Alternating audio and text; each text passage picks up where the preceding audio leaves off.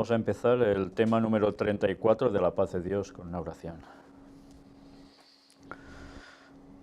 Padre nuestro, una vez más, Señor, nos dirigimos a ti para que nos ayudes a seguir comprendiendo todo lo que tiene que ver con tu palabra, todo lo que tiene que ver con nuestra salvación y todo lo que tiene que ver también con esos plagios satánicos que nos quieren ir desviando a nosotros y a todo el mundo de tu verdad.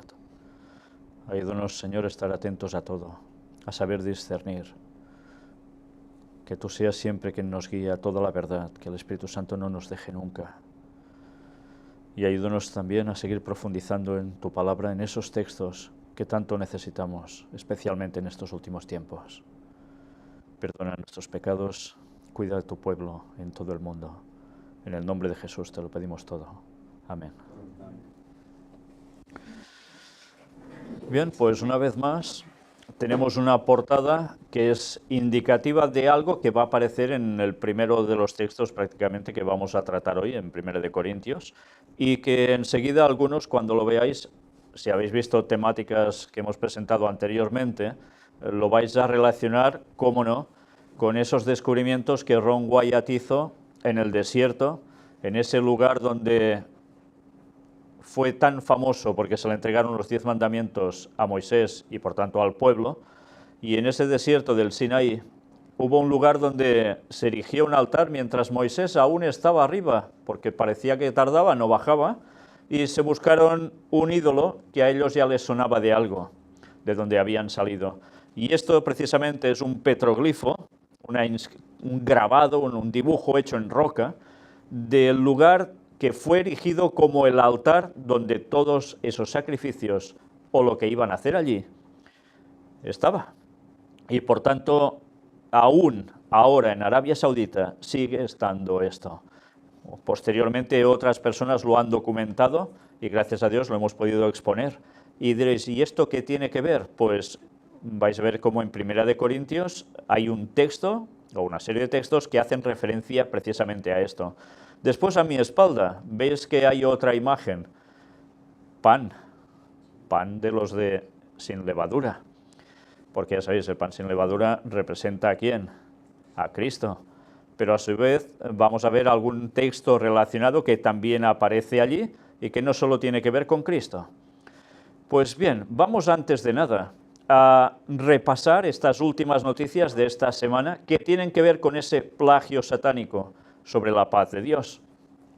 Cardenal Bassetti, en Asís el Papa recorrerá la vía de Francisco, 30 años después del primer encuentro convocado por San Juan Pablo II. ¿Y qué van a tratar allí? Pues ya os lo podéis llegar a imaginar. Paz por todos lados. Pero mirad qué frase. El Santo Padre recorrerá la vía de Francisco, que es el interés profundo por cada hombre y cada criatura, que es imagen de Dios. Por tanto, ya veis que nos está vinculando a la creación, la paz, y a Francisco de Asís en consecuencia. Además, dijo, para la construcción de un orden mundial, la justicia y la paz deben caminar juntas, porque sin justicia no habrá nunca paz. ¿Sabéis? Estas palabras bíblicas son bíblicas. Fijaos cómo las interpretan a su modo y lo encasillan justo donde quieren para hacernos reconocer a todos, una vez más, que Laudato Si, la encíclica del Papa, es la clave para que haya paz en el mundo. Fijaos, orden mundial, por tanto un nuevo orden mundial. ¿Qué implica eso? Justicia. Si no hay justicia, no hay paz. Y lo venimos diciendo, ¿eh? Pues ellos también lo están diciendo ahora. Pero, evidentemente, ¿cuál va a ser su justicia? ¿Quién va a aplicar esa justicia? ¿Y en nombre de quién? Pues el papado sabe muy bien que es el fin que está buscando. Y esa paz la van a tener momentáneamente los que lo sigan. Pero los que nos opongamos, diciendo la verdad de Dios, nosotros no vamos a tener esa paz en la tierra, ¿eh? Luego las cosas cambiarán, se van a tornar, ¿eh? Pero ya veis, qué bien utilizan esto. Además habla de el título que lleva todo ese encuentro, ese evento, Sed de paz, religiones y culturas en diálogo. Evidentemente, ecumenismo a por todas. En fin, luego evidentemente una oración por la paz que todos deben hacer conjuntamente, etcétera, etcétera. Y perspectivas de paz, auténtica paz y paz por todos lados. El Papa en el Ángelus, nuestra salvación no es un videojuego. Y en ese texto que aparece aquí de sus palabras, una vez más sigue hablándonos de perspectivas de luz y de paz. Nos habla vinculando todo esto a la Virgen María, puerta del cielo, para variar. Y siguen diciéndonos paz para todos. Francisco reza por las víctimas del atentado durante una boda en Turquía. Ya sabéis que aconteció esta semana esto que ha sido realmente catastrófico. Después del Ángelus pidió el don de la paz para todos. Es curioso, ¿eh? Y soltando las palomas él hacia Turquía en su momento. Cómo han cambiado las cosas precisamente desde esos instantes en Turquía. Y bueno, ya sabéis, el dar sus condolencias, paz para todos. Pero mirad esta otra noticia que será comentada en las noticias de actualidad, si Dios quiere también, cuando lo presentemos. El Papa a los valdenses metodistas les pide caminar con sinceridad hacia la plena comunión. Expresa el deseo de que las diferencias no impidan la colaboración en el ámbito de la evangelización, del servicio a los pobres, a los enfermos, a los migrantes y en el cuidado de la creación. Una vez más, Laudato Si. Bueno, pues evidentemente, ¿de qué van a tratar? Paz por todos lados. Y así, ecumenismo. Pax Vobis es el lema del viaje apostólico de Francisco a Georgia y Azerbaiyán. Es la segunda etapa del viaje que hizo el Papa a Armenia. Pues ¿cuándo va a ser? Del 30 de septiembre al 2 de octubre. Y en esos momentos, cuando dice Pax Vobis, está utilizando un texto bíblico en latín que es paz a vosotros. Os suena esta frase en la Biblia, ¿verdad? Pues, les está diciendo paz a vosotros y va allí. Pues habiendo visto las experiencias anteriores, a ver qué pasa en esas zonas, ¿eh? Evidentemente, paz por todos lados. Terremoto en Italia. El Papa suspende la catequesis y reza el rosario por las víctimas. Esta ha sido la otra gran desgracia de esta semana. Hoy mismo estaban diciendo que ya llevaban unos 287 muertos. Tremendo. El Santo Padre en la audiencia del miércoles indica su solidaridad y dolor. Se teme que haya decenas de muertos. Esto era el 24 de agosto, ya veis si decenas de muertos. Están hablando ya de cientos. Y evidentemente, ¿de qué iba a hablar? Pues mirad, el Papa agradeció también a todos los voluntarios y los operadores de la protección civil que están auxiliando a esas poblaciones y pidió que se unan a él en la oración para que el Señor Jesús, que siempre se ha conmovido delante del dolor humano, consuele a estos corazones adoloridos y les dé la paz. ¿Dios directamente? No, por la intercesión de la bienaventurada Virgen María. Si no, se ve que Dios no puede dar la paz. Dejémonos, por lo tanto, como ver junto a Jesús. Pero resulta que, si no es por la Virgen María, se queda todo a medias. Impresionante, ¿eh? Cómo lo mueven todo a su destino. Francisco pide iniciativas para responder a la crisis humanitaria en Ucrania, que aún sigue en la tensión que están viviendo. ¿Y de qué hablan allí? Pues aseguro mi oración por la paz y renuevo mi llamamiento a todas las partes implicadas y a las instancias internacionales para que refuercen las iniciativas para resolver el conflicto, liberar a los rehenes y responder a la emergencia humanitaria. Se está erigiendo como el líder moral para que todo se arregle según lo que él dice siempre, ¿eh? Y otra gran noticia, en este caso, para Colombia. Después de medio siglo, Colombia y las FARC concluyen un acuerdo de paz. Pero, ¿sabéis? Las imágenes que se transmitieron, y vamos a ver si Dios quiere en la conferencia de noticias, no van a dejarnos indiferentes. Ya sabéis que detrás de las FARC estaban precisamente los jesuitas, fueron los originadores de toda esta situación en ese país, que ha causado miles de muertos. Pues, bueno, evidentemente hablan de paz. Obama también está puesto en todo este contentamiento, pero hubo una persona, precisamente, que venía de ese grupo de las FARC, que utilizó unas palabras que no tienen desperdicio. Y mirad, aquí lo veis.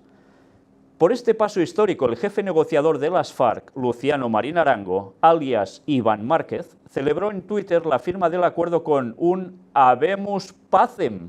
Y esto lo dijo en directo, pude ver las imágenes.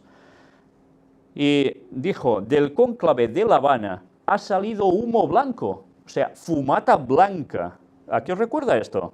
Como un cónclave cuando es elegido un papa, igual. Habemus pacem. En vez de habemus papa, habemus pacem. Fijaos, papa y paz es lo mismo.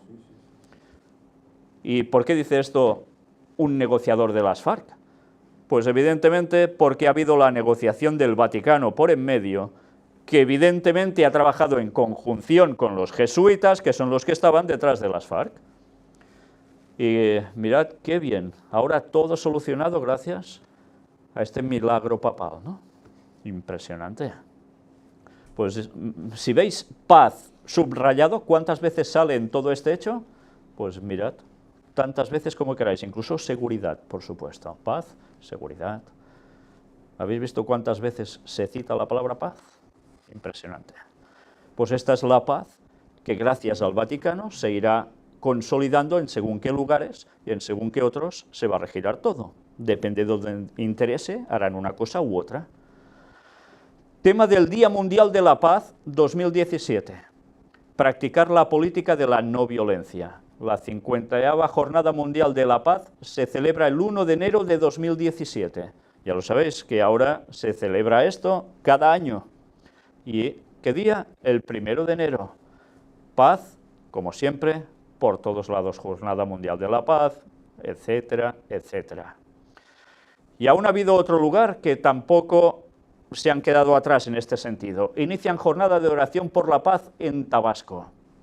Evangélicos y católicos se unieron en una jornada de oración para que acabe la violencia en el Estado, que se ve que es muy acentuada. Y se han unido todos allí rezando, y si veis las imágenes que se suministran en vídeos, todos unidos para conseguir el que exigir paz y seguridad. Es que parece que lo hagan adrede.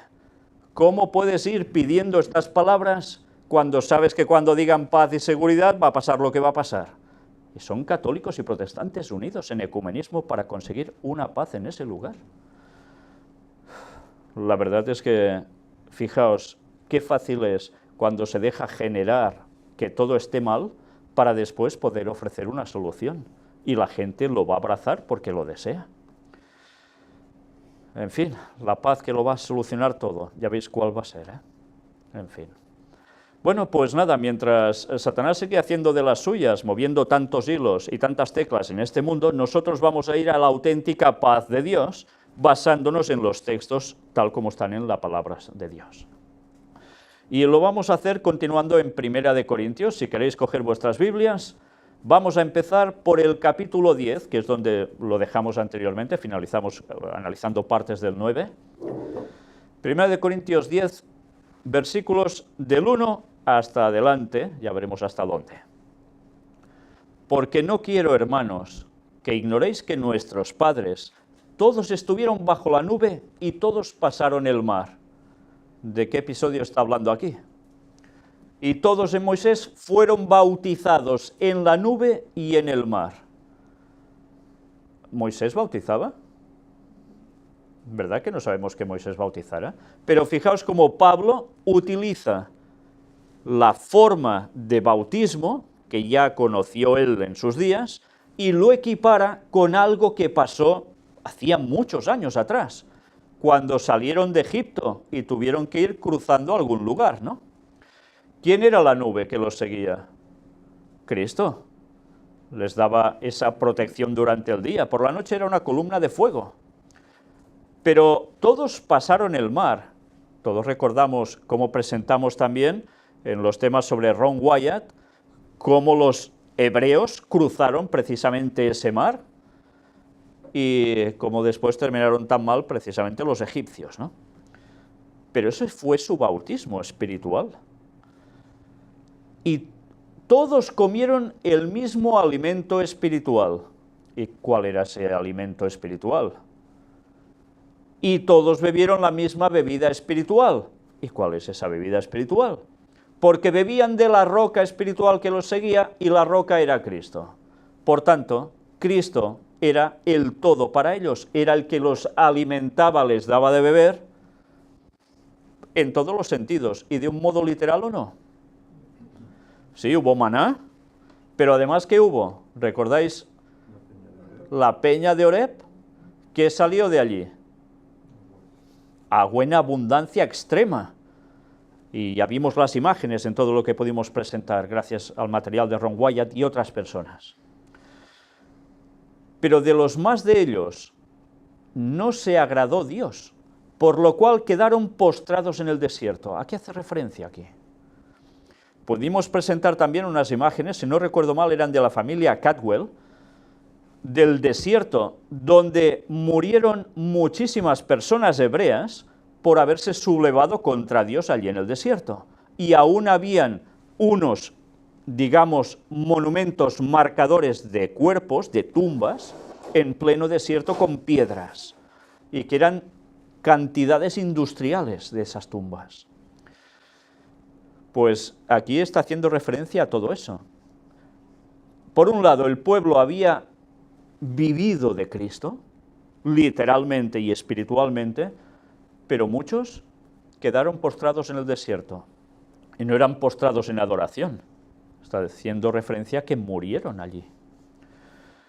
Mas estas cosas sucedieron como ejemplos para nosotros, para que no codiciemos cosas malas como ellos codiciaron.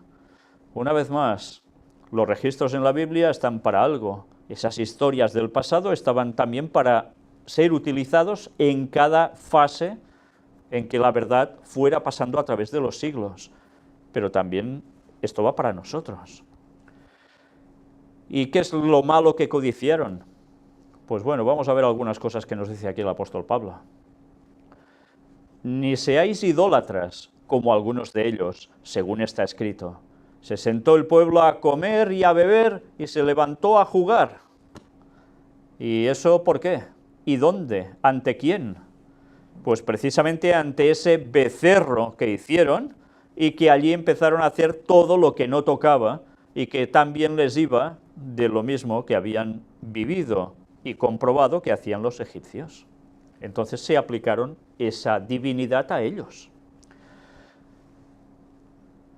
El pueblo a comer y a beber y se levantó a jugar. Comer y beber. ¿Os dais cuenta una vez más cómo aparece, y ahora nos sirve de enlace con la semana anterior, cuando estuvimos presentando el anterior tema, de la importancia de el comer y el beber correctamente? Porque una cosa es hacerlo porque el cuerpo lo necesita, y la otra es hacerlo para deleites en exceso.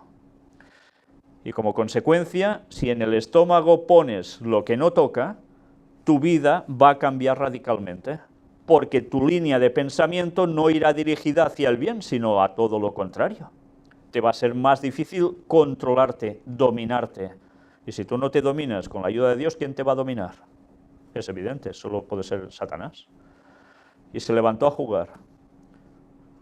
¿A qué? A perder el tiempo, sí. ¿Y de qué formas? ¿Y esos juegos qué implicaban? Pues ya lo vemos, esta gente no murió porque sí en el desierto. Murió por actos sexuales también, ¿eh? Recordad esto, ilícitos. Ni forniquemos, mira por dónde. Como algunos de ellos fornicaron y cayeron en un día 23.000. ¿Somos conscientes que en un solo día se hizo esta limpieza entre el pueblo de Dios? Y algunos dirán, qué salvajes, Dios. Una vez más, recordemos, la paz de Dios, si no va acompañada de justicia, no es paz. No es paz auténtica. ¿Y por qué tuvo que hacer este juicio directo sobre su pueblo?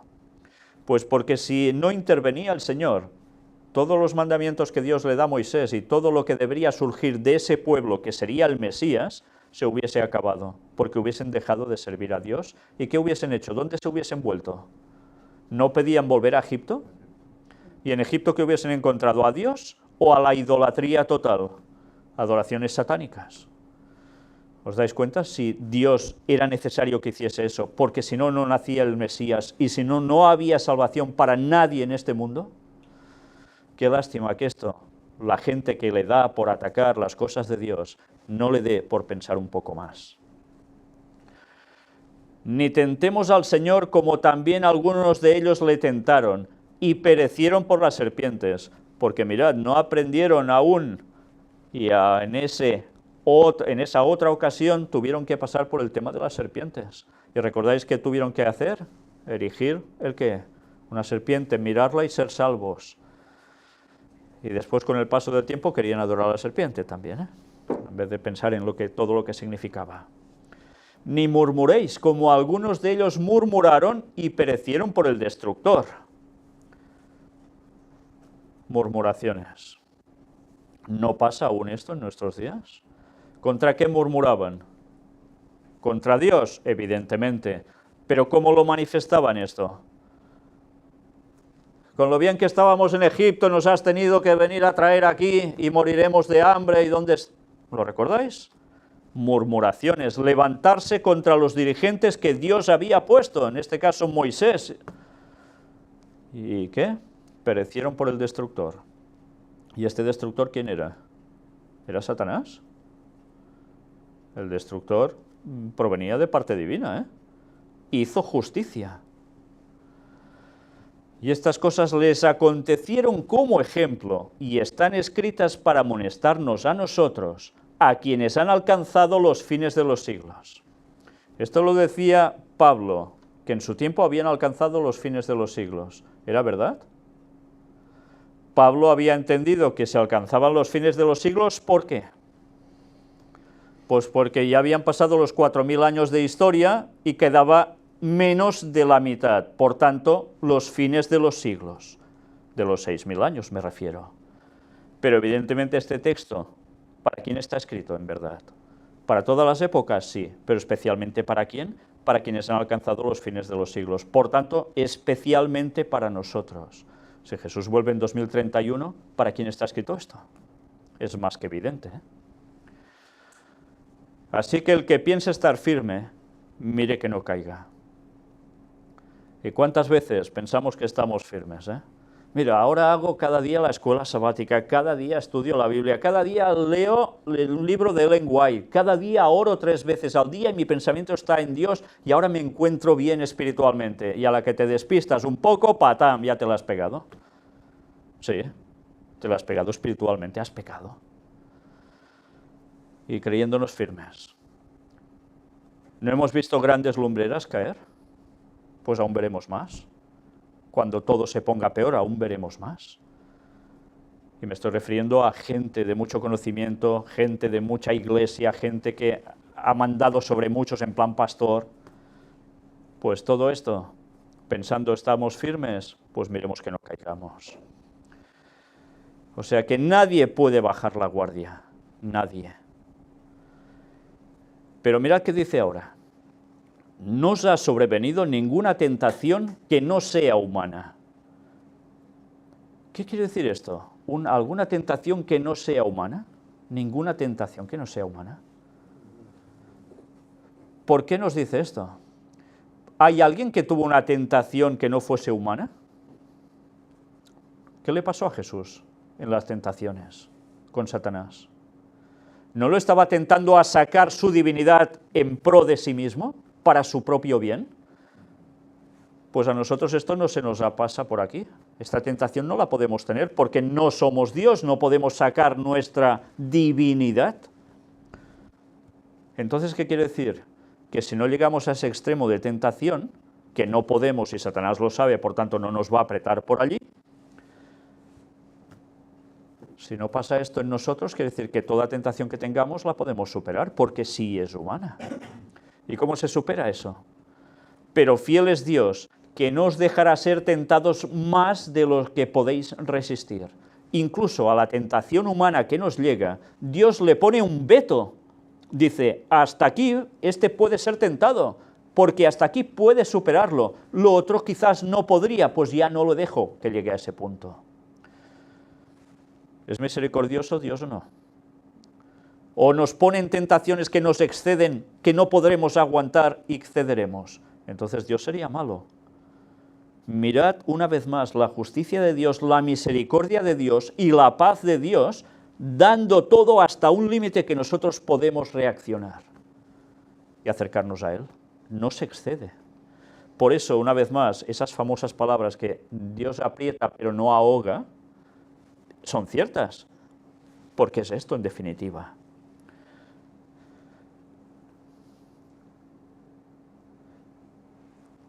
Sino que dará también juntamente con la tentación la salida para que podáis soportar. Más claro no puede ser. Nos pone tentación, nos deja que entremos en tentación, ¿y qué pasa? ¿Nos deja así? ¡Hala! Ya se espabilarán. No, no, da la salida. No nos deja colgados. Por tanto, mirad si hasta en esto es bueno. ¿Y por qué llega hasta este punto? Para probarnos. ¿Pero para probarnos para qué? ¿Para saber cómo somos nosotros, Él? ¿O para que nos veamos a nosotros mismos cómo realmente somos, que a veces ni lo sabemos? Esa es la gran diferencia. Pero Él da la salida siempre. Por tanto, si pecamos, es porque nos da la gana. Así de claro. Porque nos da la gana. Porque nos da la salida para no caer en tentación. Por tanto, amados míos, huid de la idolatría. Una vez más, ahora ya lo liga todo y dice, huid de la idolatría. Como a sensatos os hablo, juzgad vosotros lo que digo. Pablo, fijaos, ¿a qué habla? Al raciocinio.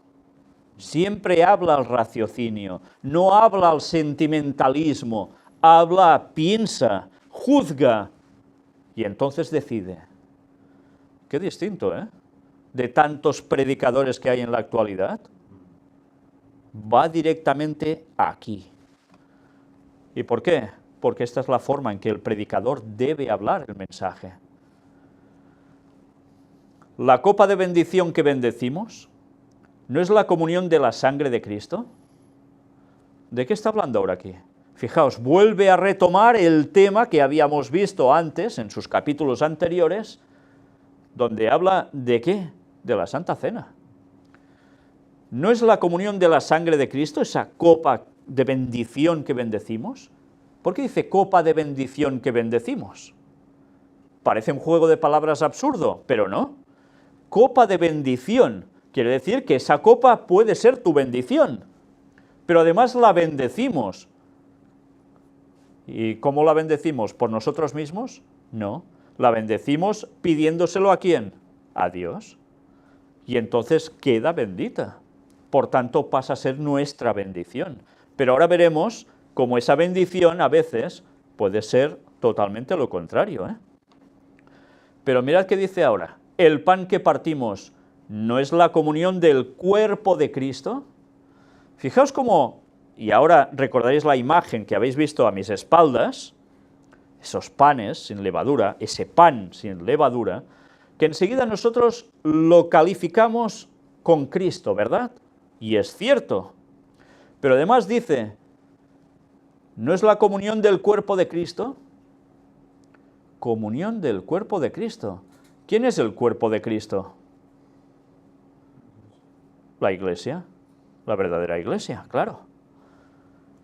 Comunión del cuerpo de Cristo. Por tanto, cuando comemos la Santa Cena, no solo ingerimos lo que representa la muerte de Cristo por nosotros, sino que nos hace estar en comunión del cuerpo de Cristo, todos unidos. Un cuerpo, si no está unido, ¿cómo está? Desmembrado, no hay otra. Y si está desmembrado, evidentemente no está unido en un mismo sentir. Mirad qué nos explica ahora él. Siendo uno solo el pan, nosotros con ser muchos somos un cuerpo.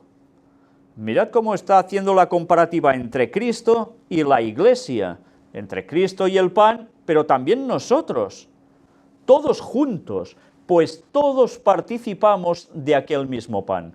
Si todos participamos de Cristo, todos que somos en Cristo, un mismo cuerpo. ¿Esto no debería hacernos pensar que lo que haga alguien del cuerpo puede afectar a todos? Claro, por supuesto. Y a veces no somos conscientes de esto. Interesante, ¿eh? Lo que yo hago no le importa a nadie. ¿Verdad? Esa excusa tan típica, ¿eh? ¿Cómo? Sí, yo con mi vida hago lo que quiero, sí. Siendo uno solo el pan, nosotros con ser muchos somos un cuerpo, pues todos participamos de aquel mismo pan, o sea, de Cristo. ¿Y qué hacemos cuando comemos la Santa Cena? ¿No participamos todos de aquel mismo pan, sí, hecho a pedazos, pero es el mismo pan? Pues por tanto nos están dando una ejemplificación. Somos varios, pero estamos unidos en un cuerpo en Cristo, como iglesia. Mirad a Israel según la carne.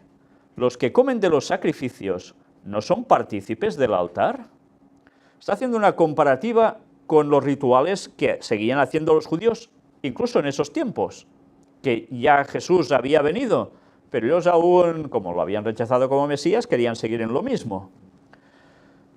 ¿Los que comen de los sacrificios no son partícipes del altar? Por supuesto. ¿Qué digo pues? ¿Que el ídolo es algo, o que sea algo lo que se sacrifica a los ídolos? Mirad qué reflexión se plantea ahora aquí. Antes digo que lo que los gentiles sacrifican, a los demonios los sacrifican y no a Dios. Y no quiero que vosotros os hagáis partícipes con los demonios. Mirad una vez más, cuando los gentiles hacían sacrificios, y eso aparece prácticamente en todas las culturas del mundo antiguas, ¿a quién hacían los sacrificios? ¿A Dios? No, porque eran paganos. ¿Y a quién los hacían? A los demonios. ¿Sacrificaban a los demonios directamente? Una vez más os he de remitir a temas que hemos tratado anteriormente, porque nos daremos cuenta cómo esas divinidades que se aparecían a esa gente y ellos adoraban y les sacrificaban, no eran otra cosa que demonios, literalmente, que se hacían pasar, y el lenguaje además lo deja muy claro utilizando textos bíblicos, por seres que venían de otros mundos. Eran demonios. Mirad si es interesante conocer la Biblia en profundidad, porque de lo contrario hay cosas que no captamos. Evidentemente hay personas que directamente pueden oficiar a demonios, porque para eso está el satanismo directamente, ¿verdad? Pero la mayor parte del paganismo mundial, la idolatría y los sacrificios, lo hacían pensándose que adoraban a dioses verdaderos. En fin, pues ya veis qué cosas, ¿eh? Y dice que nosotros no seamos partícipes con los demonios. No podéis beber la copa del Señor y la copa de los demonios. No podéis participar de la mesa del Señor y de la mesa de los demonios.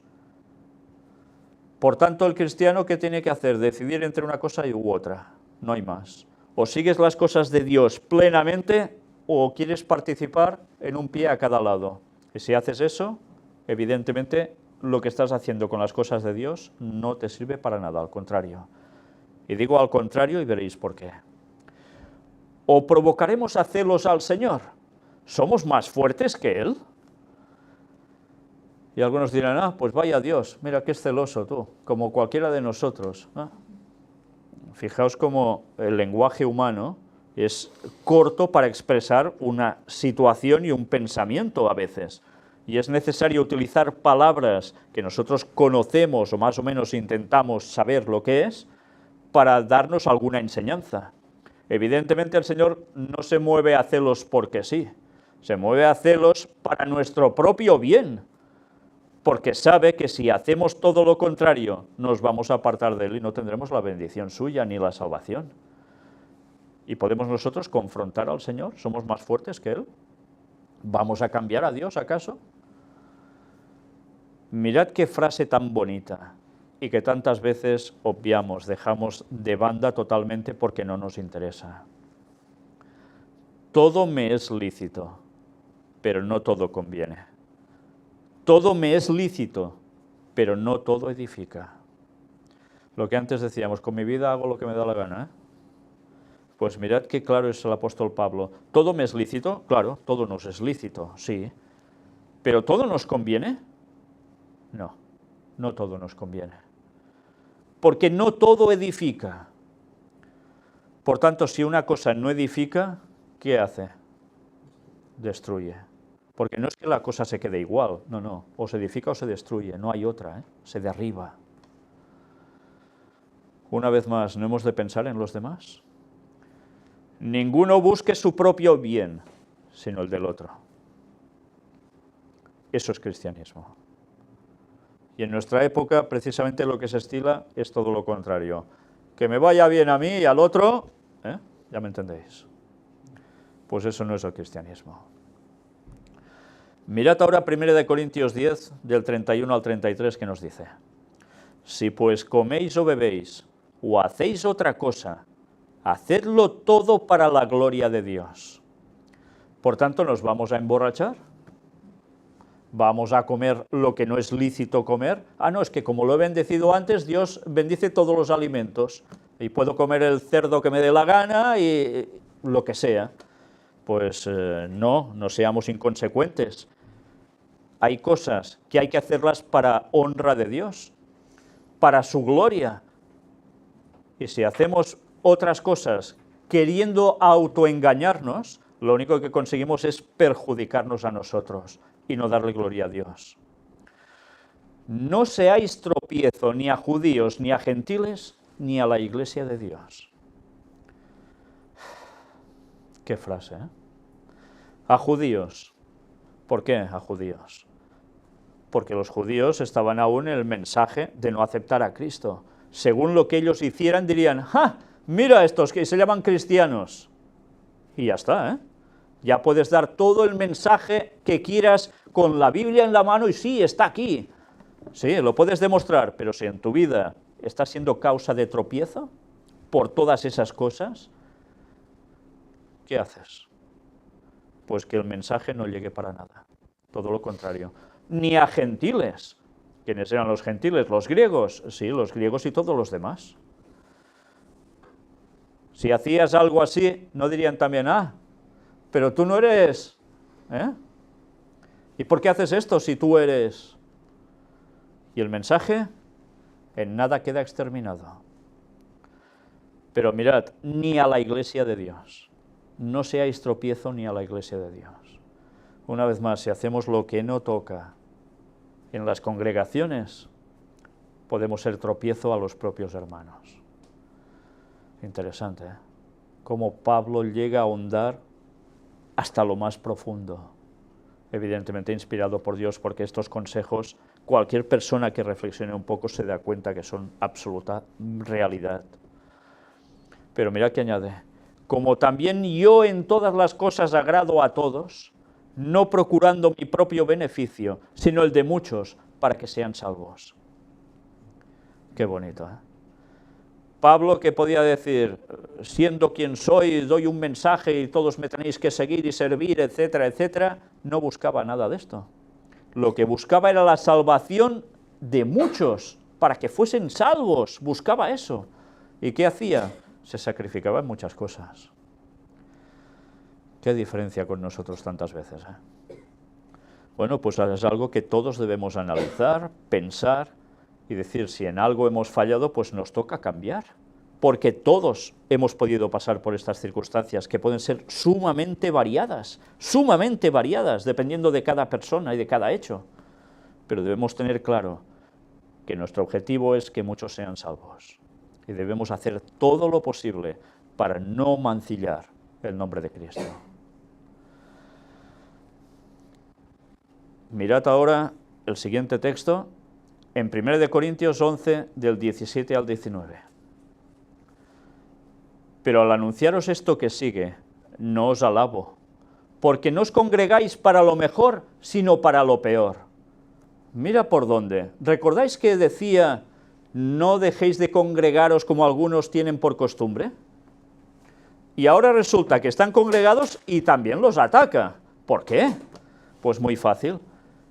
Resulta que les dice: pero al anunciaros esto que sigue, no os alabo, porque no os congregáis para lo mejor, sino para lo peor. Por tanto, algunos dirán: ah, yo me congrego. Sí, muy bien. ¿Pero te congregas para lo mejor o para lo peor? Porque si te congregas para lo peor, vale más que no te congregues. A menos no perjudicarás a nadie.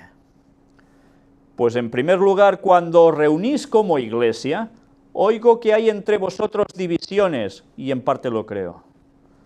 ¿Y por qué decía que en parte lo creía? Pues porque ya los conocía, evidentemente. Oigo que hay entre vosotros divisiones. Qué bonito, ¿eh? Congregarse para que hayan divisiones.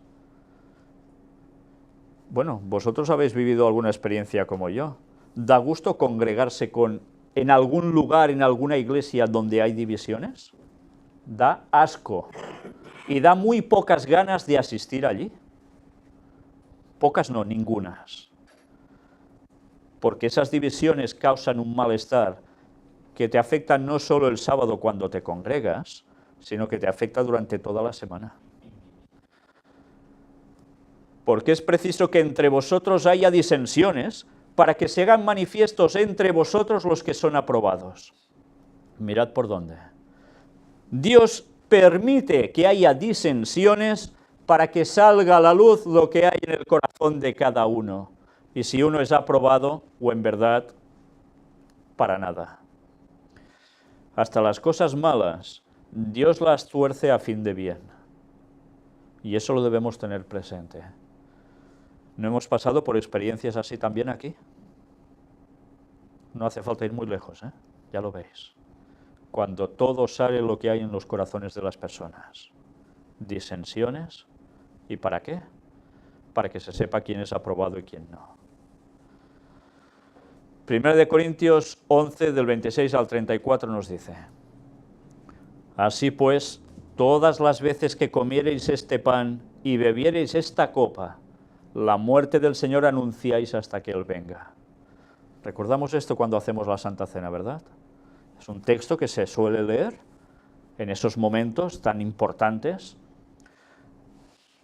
¿Y qué anunciamos?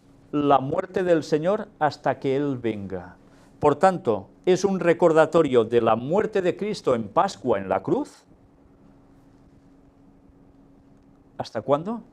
Hasta que Él venga. Por tanto, hay que hacerlo siempre hasta que Él venga. Pero con esto que anunciamos, su segunda venida. Y resulta que eso sucede ¿cuándo? En Pascua. ¿Cuándo va a volver? No hace falta ser muy exageradamente listo, ¿verdad? De primavera a primavera, 2000 años más, 2031.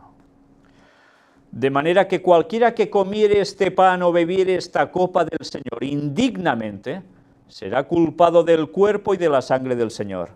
Atención a esta frase, porque aquí Pablo nos hace una referencia a algo que no es tan bonito, ¿eh? Nos habla de algo que es importantísimo, la Santa Cena. Pero si tú estás comiendo ese pan o bebiendo ese vino, ese mosto, y no estás por lo que debes estar, lo estás haciendo indignamente, serás culpado del cuerpo y de la sangre del Señor. O sea, es como si participásemos ¿de qué?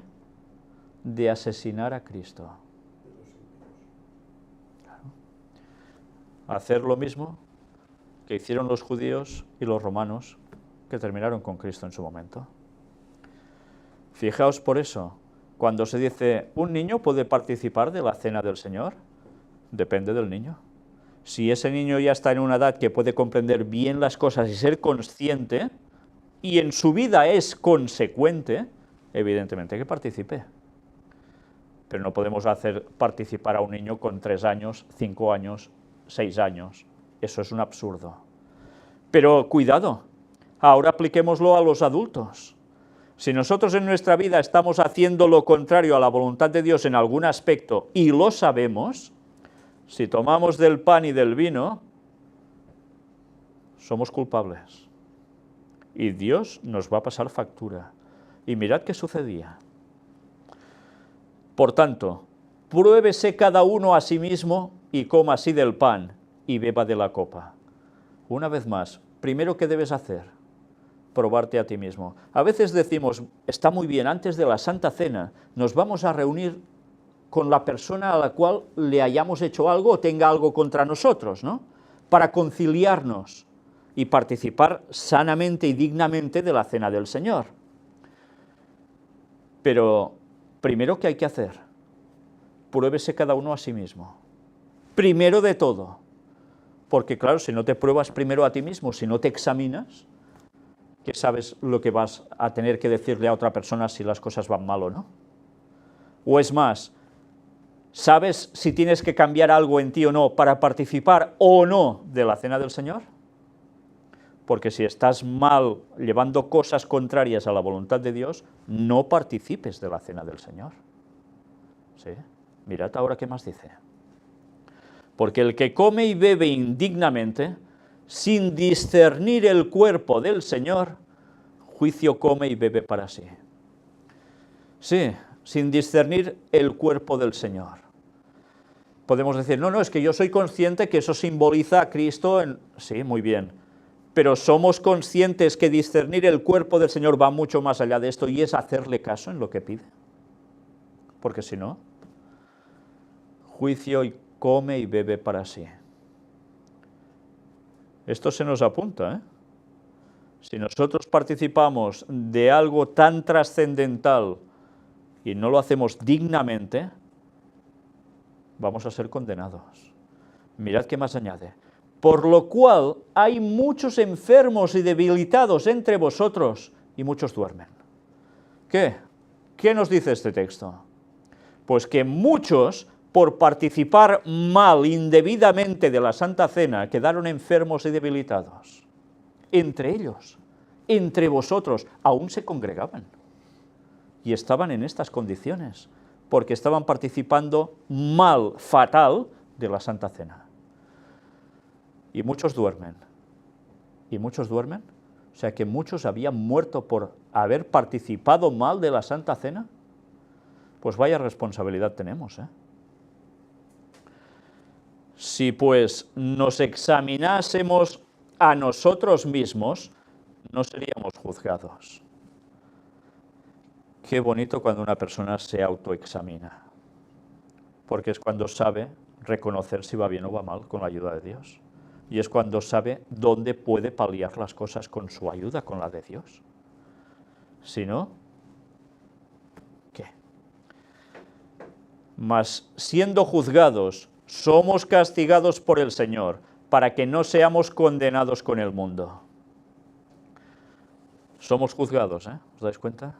Somos juzgados. Somos castigados por el Señor para que no seamos condenados con el mundo.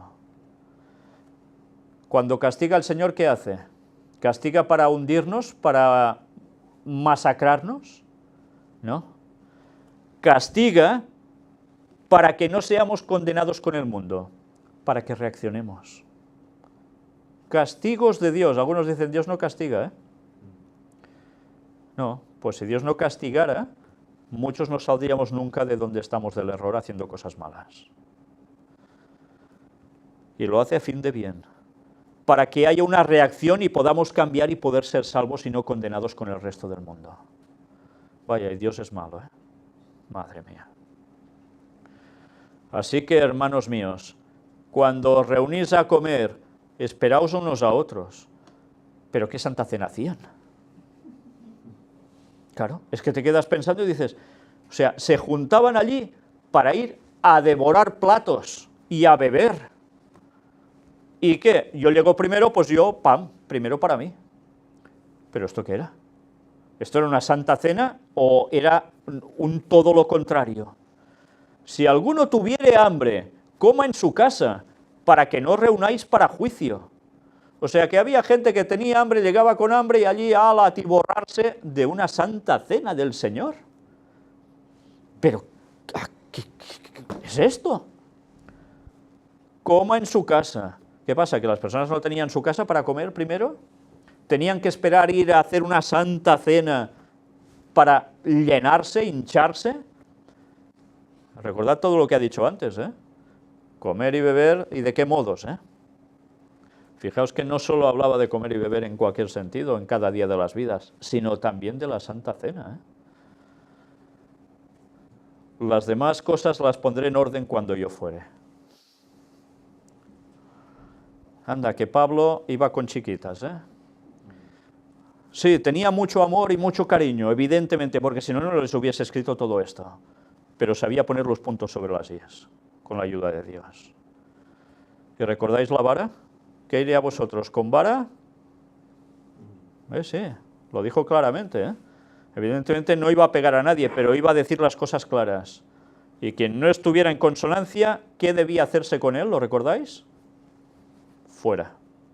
Porque una iglesia donde se permite el mal a sabiendas y no se quiere cambiar por esa persona o los que sean, deben ser sacadas fuera del cuerpo, porque eso es un cáncer que lo va a pudrir todo. Mirad si es interesante conocer las palabras de Dios tal como son. 1 Corintios 12, versículos del 12 al 14 nos dice: porque así como el cuerpo es uno y tiene muchos miembros, pero todos los miembros del cuerpo, siendo muchos, son un solo cuerpo, así también Cristo. ¿A qué hace referencia? Un cuerpo humano, ¿verdad que tiene brazos, tiene piernas, tiene cabeza, tiene un poco de todo, ¿no? ¿Y qué pasa? ¿Que cada uno va por su cuenta? No, todo forma parte de un mismo cuerpo. Así también Cristo. Y si antes hemos visto que nosotros participamos de Cristo en un solo cuerpo, ¿qué quiere decir? Pues que todo nos afecta. Todo nos afecta. Lo que le pasa a uno nos afecta a todos. ¿Sí? Y así debería ser. No eso, y lo veréis en otros textos. Ah, mira, ese le ha muerto no sé quién. Vale, ¿y a mí qué? No, no. Tú te debes compadecer del hermano, debes darle soporte. Pero si el hermano ha pasado por algo bueno, ¿tú vas a tenerle envidia? Tú te debes alegrar con él, porque forma parte del cuerpo de Cristo. Lo que le pasa a él, nos pasa a todos. Qué bonito es esto, y qué poco se hace, ¿eh? Porque por un solo espíritu fuimos todos bautizados en un cuerpo, sean judíos o griegos, sean esclavos o libres, y a todos se nos dio a beber de un mismo espíritu. Por tanto, aquí da igual si vienes de un lado o vienes de otro, o de un estatus o de otro, es igual. Somos unidos, estamos unidos en un solo cuerpo, que es el de Cristo y es la Iglesia, por el Espíritu Santo. Además, el cuerpo no es un solo miembro, sino muchos. ¿Qué pasa? ¿Que somos una iglesia, cada uno de nosotros? ¿Solos? No, formamos parte de un cuerpo. Por tanto, somos miembros los unos con los otros de ese cuerpo. Aunque estemos separados quizás por distancia, pero estamos unidos en un mismo sentir, por el Espíritu Santo. Por eso es importante que cuidemos de ¿qué? De todo el cuerpo. La mano y el brazo no van a proteger el cuerpo si van a recibir el impacto de algo, no se van a cubrir. ¿Por qué? Pues os dais cuenta que os jugáis la mano y el brazo si os tapáis con algo, o si os tapáis ante algo que os ataca. Pues a veces hay un sacrificio de esa mano y ese brazo para que el resto del cuerpo no sea dañado, ¿no? Sí. Por tanto, lo que hace un miembro puede ayudar a otros. Ahora imaginaos que el cuerpo va a recibir un impacto y la mano y el brazo dicen, no, pues yo no me muevo, tú, que le pegue al cuerpo y a mí me quedo... ¿Verdad que no cuadra? Es que ya es un acto reflejo. ¿Y por qué no tenemos ese acto reflejo con los hermanos? Deberíamos pensar siempre en eso. 1 Corintios 12, del 25 al 27. Para que no haya desaveniencia en el cuerpo, sino que los miembros todos se preocupen los unos por los otros. No haya desaveniencia en el cuerpo.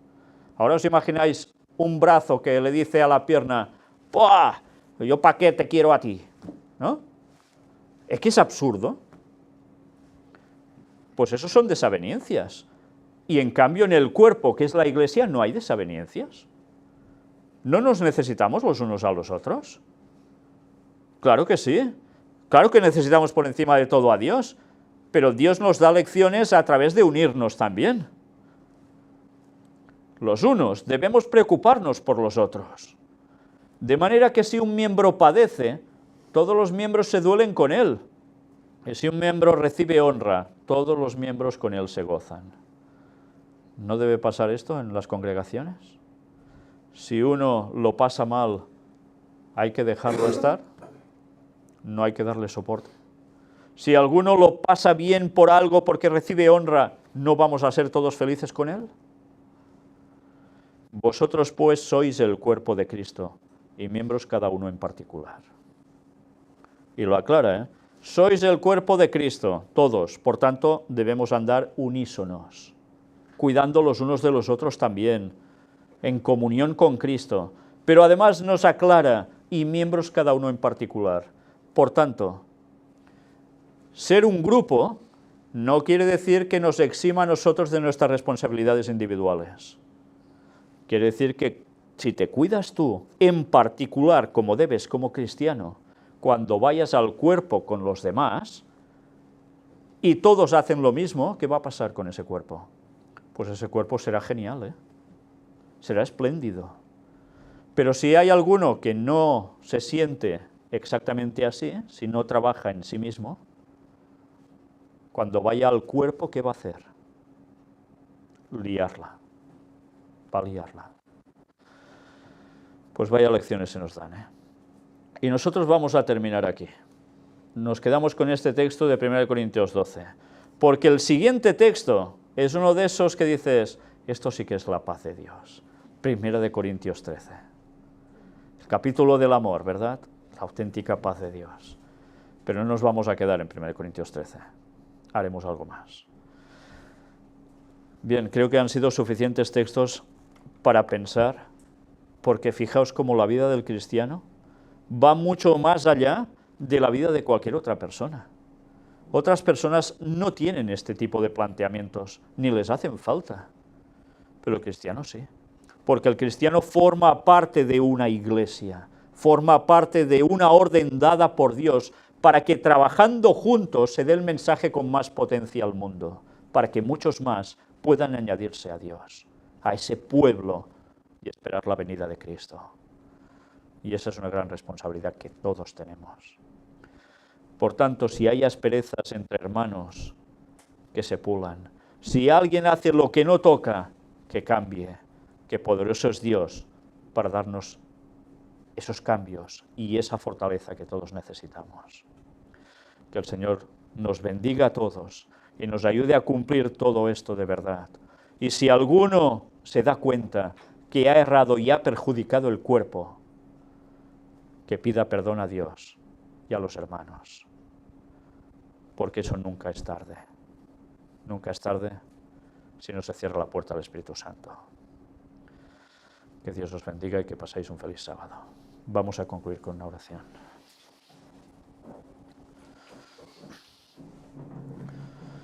Padre nuestro, te estamos inmensamente agradecidos por tus palabras.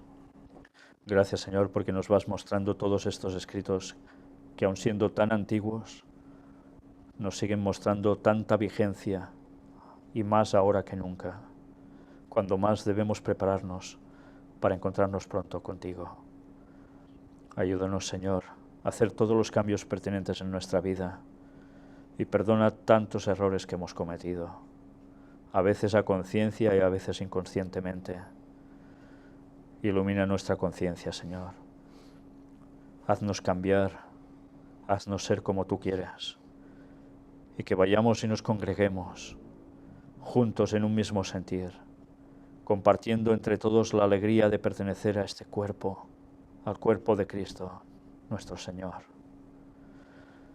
Ayúdanos también a dar este mensaje de salvación a tantas personas que lo necesitan, y que no sea solo de palabras, sino que también sean de hechos, y que vean en nosotros tu imagen. Perdona todos nuestros pecados. Gracias por este sacrificio de Cristo, del cual participamos a veces en la Santa Cena,